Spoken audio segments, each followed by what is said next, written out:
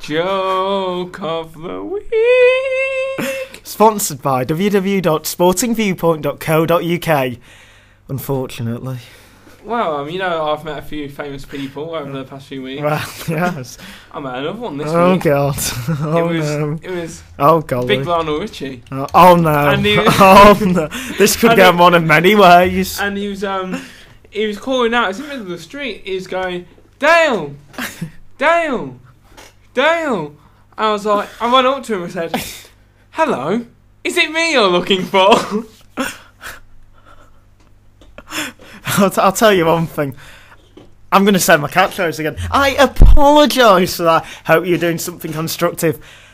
Maybe some coursework. I don't know. Honestly, that was awful. That was the worst one yet. Wouldn't you call it top notch? No, bottom notch. It's the bottom notch. It's not a perler. But yeah, God, oh no. We've just lost all our viewing figures. That's it. They're all gone. Anyone who stayed for that joke, I feel sorry for them. But another reason we're a bit annoyed with Jack Elliott, he's left us in the deep end again because he has a segment called Accent of the Week. And once again, guess who's got a cover for him? And once again, it's an awful accent. So keeping up Jack's tradition there. But basically, Jack, this is the message. Next week, the final show of the first series. If you do not turn up, we will wish you your best with your future endeavours. He went there. He went there. John Laurinaitis, I think you're a great man, and I hope that after WrestleMania, you're the manager of both Raw and SmackDown. I am a big fan of Big Johnny, Mr. Excitement. Mr. Excitement. But, so, just had to get that off my chest. Thanks for that. Yeah, well, I think you agree, Dale, to be honest. Well, who wouldn't? I know. You'd be a fool. You'd be a damn fool if you didn't. But, right, well, it's now time for Accent of the Week. I like that. That is brilliant. That was a good one. That's the only accent I can... But will it be as good as this one? See if you can get it. Yeah, man, I'll have to run the 100 metres in less than 10 seconds. I didn't know anyone Welsh were in the 100 metres. Well, again, it's the same rule as always. If you get it right, we'll give you a shout out. No, I don't think anyone's actually got it right yet because they're normally that bad. It's more of a guess than anything else. But if you do get it right, we'll give you a big shout out. You might get a few more followers. And you know what? The final prize next week for the final episode of the first series, we'll be up for a second series, folks. We've already been recommissioned due to popular demand. Well, that's a bit of an over exaggeration. But I'll just say this. You'll get two things. Next week, all you have to do is quote hashtag it's podcast time to me at Thomasini or at Dale Harris 1991 or Jack Elliott's, which is 1993, but I won't bother. I won't bother with Jack. He won't be there. Probably won't turn up. We will do two things. We will not only give you a shout out. If we're not already following you, we'll follow you. Tom, don't you think you're being a bit too generous? We're always giving at Blahdblah. We're giving you top-notch entertainment and perler of stories, and we don't do many schoolboy errors, so I just did. But anyway, that ain't the point. So that's the accent. Get it right and give us the answer and hashtag it's podcast time to either me or Dale. You win 2 great prizes. You've just heard them. I thought we'd move on now to the Six Nations Roundup. Well, I'll tell you one thing. Maybe this is why Jack ain't here. Because Scotland, yet again, are contesting for the wooden spoon. Yeah, so another valiant defeat, as many say, for the Scots.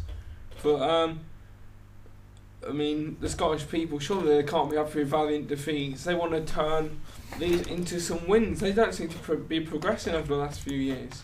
Well, I'll tell you one thing. Performance-wise, Andy Robinson has got them playing, in my opinion, to quite a high ability. But it's just when they get near the try line.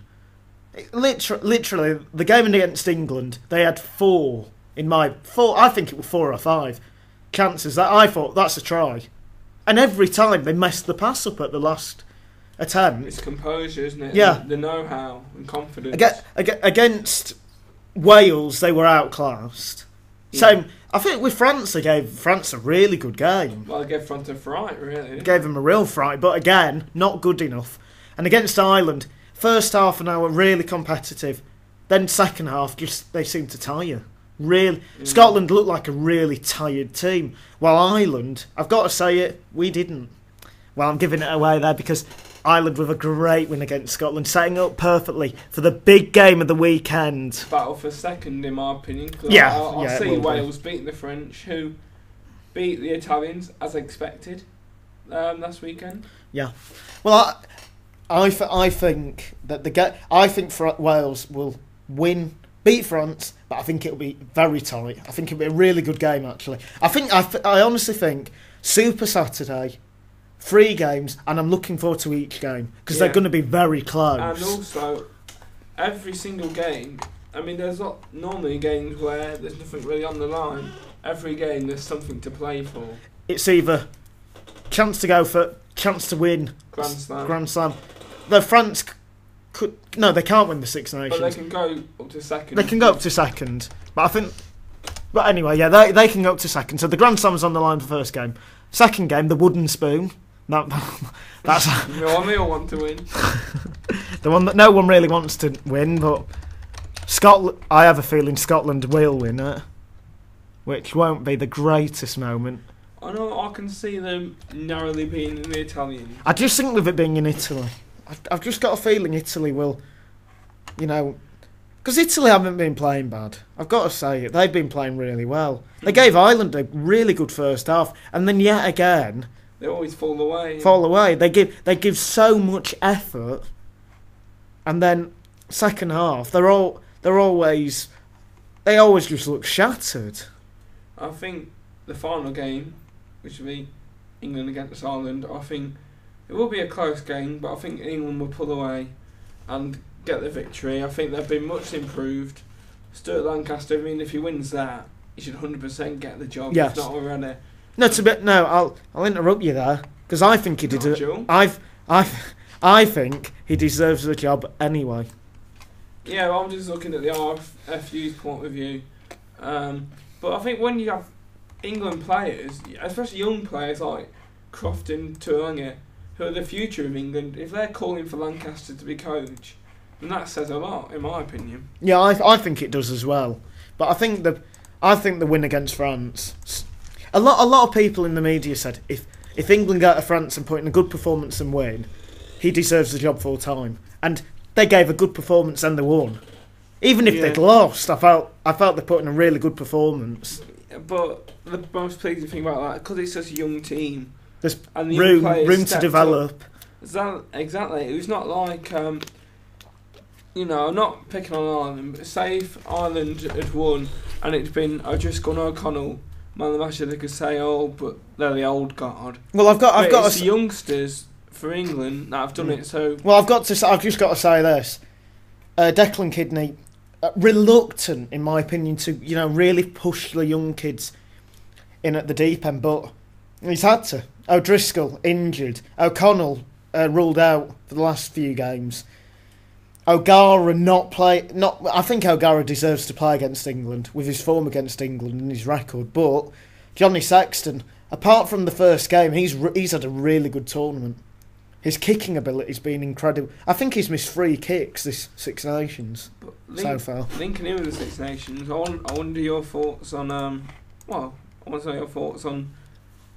I think it was the BBC. It was someone like that did. I think it was the Six Nations organisation themselves did the team of the Six Nations with 1 game left. No England player in the 15, despite them being second. I think there's 1 or 2 that I would definitely give the shout out to. I think your mate, the guy that you played against. Oh, Manu. Well, I think there again you can say on that he's only played half the games. So he's played half the games, but he's been very impressive. And But I think, did Johnny Sexton get picked?